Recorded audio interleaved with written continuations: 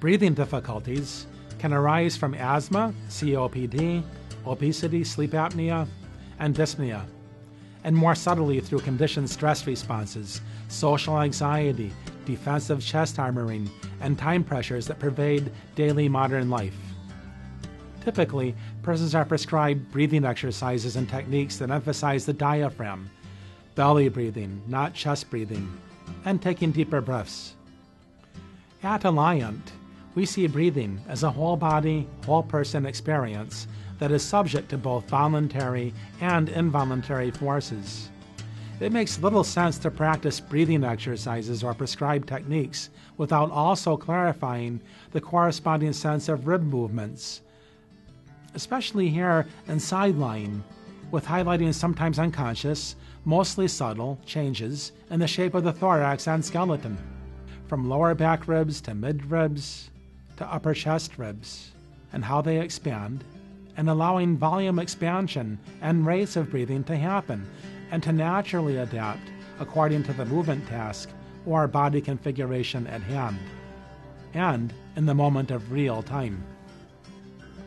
On an intrinsic level, many persons under chronic stress are in fact over-breathing, hyperventilating as a habituated state, and not knowing that they are.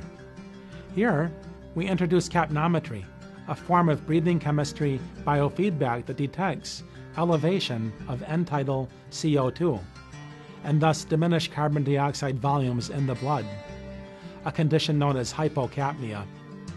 A less than 35 millimeter partial pressure of expired carbon dioxide changes according to the shape, rate, and volume of breathing.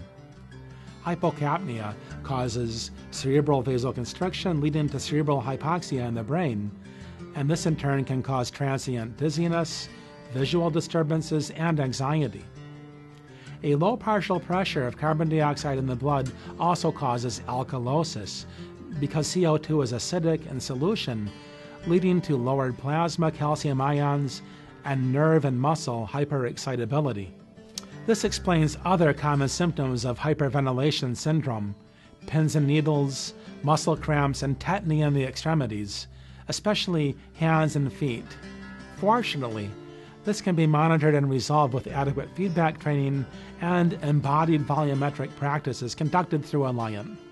For optimal efficient breathing and quality of everyday being, and not a prescribed technique, have your pulmonary or psychology specialist connect you to Alliant.